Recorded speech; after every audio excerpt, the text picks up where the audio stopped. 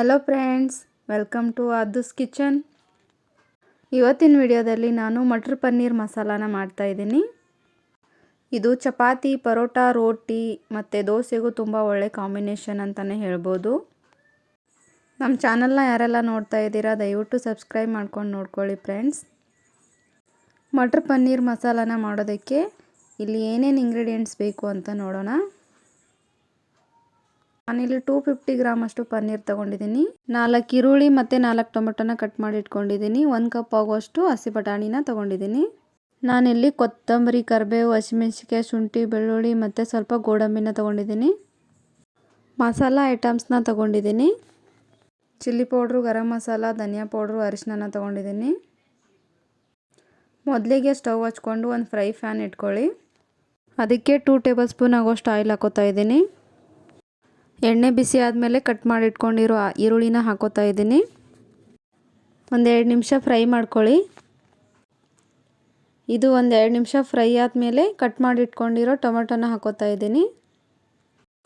Tomato ಹಾಕಿದ ಮೇಲೆ 1 ನಿಮಿಷ ಫ್ರೈ ಮಾಡಿ. 1 ನಿಮಿಷ ಆದಮೇಲೆ ಹಸಿಮೆಣಸಿನ್ಕಾಯಿ, ಶುಂಠಿ, ಬೆಳ್ಳುಳ್ಳಿ ತೊಗೊಂಡಿದ್ದೀನಲ್ಲ ಅದನ್ನು ಕೂಡ ಅದಕ್ಕೆ ಹಾಕೋತಾ ಇದ್ದೀನಿ. ಒಂದು 10-15 ಗೋಡಂಬಿನ ಸೇರಿಸ್ಕೊಳ್ಳಿ. ಗೋಡಂಬಿ ಹಾಕೋದ್ರಿಂದ ಗ್ರೇವಿ ತುಂಬ ಚೆನ್ನಾಗಿ ಬರುತ್ತೆ. ಇವೆಲ್ಲವನ್ನು ಒಂದು 5-6 ನಿಮಿಷ ಚೆನ್ನಾಗಿ ಮೀಡಿಯಮ್ ಉರಿನಲ್ಲೇ ಫ್ರೈ ಮಾಡ್ಕೋಬೇಕು. ಇದು 5 ನಿಮಿಷ ಆಗಿದೆ. ಇದನ್ನ ಸ್ಟವ್ ಆಫ್ ಮಾಡಿ ತಣ್ಣಗೆ ಹಾಕ್ಬಿಡ್ತಾ ಇದ್ದೀನಿ. ಇಲ್ಲಿ ಇನ್ನೊಂದು ಬಾಣಲಿನ ಇಟ್ಕೊಂಡು ಅದಕ್ಕೆ 1-2 ಟೇಬಲ್ ಸ್ಪೂನ್ ಆಗುವಷ್ಟು ಎಣ್ಣೆನ ಹಾಕ್ಕೊಳ್ಳಿ. ನಾನಿಲ್ಲಿ ಎಣ್ಣೆ ಬಿಸಿ ಆದಮೇಲೆ 1 ಚಿಟಿಕೆಯಷ್ಟು ಚಿಲ್ಲಿ ಪೌಡ್ರು, ಸ್ವಲ್ಪ ಅರಿಶಿನ ಮತ್ತು ಸ್ವಲ್ಪ ಉಪ್ಪನ್ನ ಹಾಕೋತಾ ಇದ್ದೀನಿ. ಏನಕ್ಕೆ ಅಂತ ಅಂದರೆ ಪನ್ನೀರನ್ನ ಫ್ರೈ ಮಾಡ್ಕೋಬೇಕಾಗುತ್ತೆ. ಕೆಲವೊಬ್ಬರು ಪನ್ನೀರನ್ನ ಡೈರೆಕ್ಟಾಗಿ ಕೂಡ ಹಾಕೋತಾರೆ. ಇದು ಡೈರೆಕ್ಟಾಗಿ ಹಾಕೋದ್ರಿಂದ ಉಪ್ಪು ಖಾರ ಚೆನ್ನಾಗಿ ಹಿಡಿಯೋದಿಲ್ಲ. ಈ ಥರ ನಾವು ಸ್ವಲ್ಪ ಉಪ್ಪು, ಖಾರ, ಅರಿಶಿನ ಎಲ್ಲ ಹಾಕ್ಕೊಂಡು ಫ್ರೈ ಮಾಡಿಕೊಂಡ್ರೆ ಚೆನ್ನಾಗಿ ಉಪ್ಪು ಖಾರ ಹಿಡಿಯುತ್ತೆ ಪನ್ನೀರು.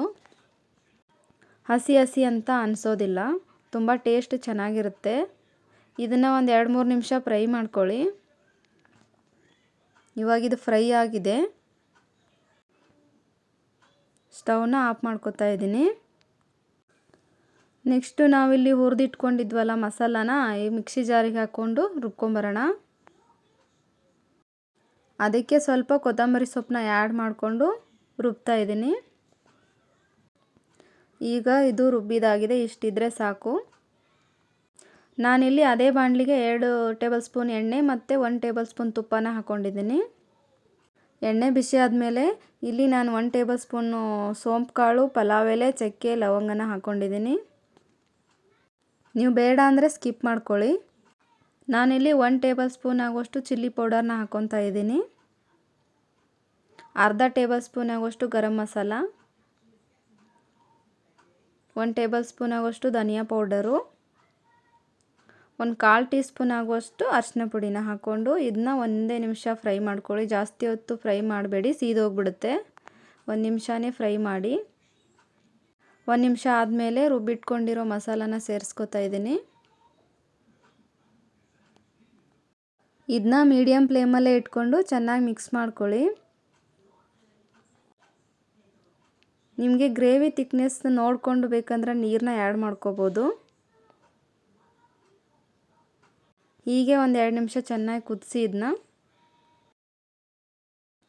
ಇದು ಚೆನ್ನಾಗಿ ಹಸಿ ವಾಸನೆ ಎಲ್ಲ ಹೋಗಿ 1-2-3 ನಿಮಿಷ ಫ್ರೈ ಆಗಬೇಕು. ಅಲ್ಲಿಗಂಟ ಸ್ವಲ್ಪ ಇದನ್ನ ಬೇಯಿಸ್ಕೊಳ್ಳಿ. ಇವಾಗ ಇದು ಚೆನ್ನಾಗಿ ಕುದೀತಾ ಇದೆ. ಇವಾಗ ಹಸಿ ಬಟಾಣಿನ ಆ್ಯಡ್ ಮಾಡ್ಕೋತಾ ಇದ್ದೀನಿ. ಹಸಿ ಬಟಾಣಿ ಆಗಿರೋದ್ರಿಂದ ಇದರಲ್ಲೇ ಬೆಂದೋಗುತ್ತೆ, ಹಂಗಾಗಿ ನಾನು ಸಪ್ರೇಟಾಗಿ ಏನು ಬೇಯಿಸಿಲ್ಲ. ನೀವು ಒಣ ಬಟಾಣಿನ ಯೂಸ್ ಮಾಡೋದಾದರೆ ಓವರ್ನೈಟ್ ನೆನೆಸ್ಕೊಂಡು ಚೆನ್ನಾಗಿ ಬೇಯಿಸ್ಕೊಂಡು ಹಾಕ್ಕೊಳ್ಳಿ. ನಾನಿಲ್ಲಿ ಫ್ರೈ ಮಾಡಿ ಇಟ್ಕೊಂಡಿರೋ ಪನ್ನೀರು ಕೂಡ ಇದಕ್ಕೆ ಆ್ಯಡ್ ಮಾಡ್ಕೋತಾ ಇದ್ದೀನಿ. ಚೆನ್ನಾಗಿ ಮಿಕ್ಸ್ ಮಾಡ್ಕೊಳ್ಳಿ.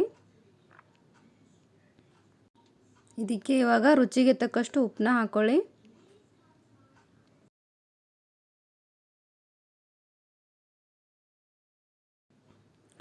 ಮೇಲೆ ಸ್ವಲ್ಪ ಕೊತ್ತಂಬರಿ ಸೊಪ್ಪನ್ನ ಆ್ಯಡ್ ಮಾಡ್ತಾ ಇದ್ದೀನಿ.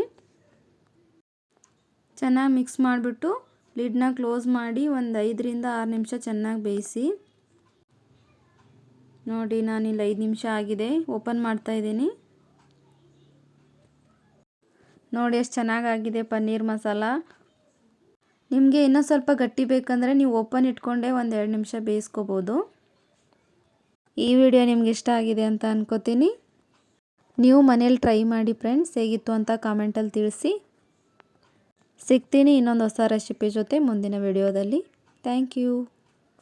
ಈ ವಿಡಿಯೋ ನಿಮಗೆ ಇಷ್ಟ ಆಗಿದ್ರೆ ಲೈಕ್ ಮಾಡಿ, ಶೇರ್ ಮಾಡಿ, ಸಬ್ಸ್ಕ್ರೈಬ್ ಮಾಡಿ, ಮತ್ತೆ ಬೆಲ್ ಹೊಡೆಯೋದನ್ನ ಮರಿಬೇಡಿ.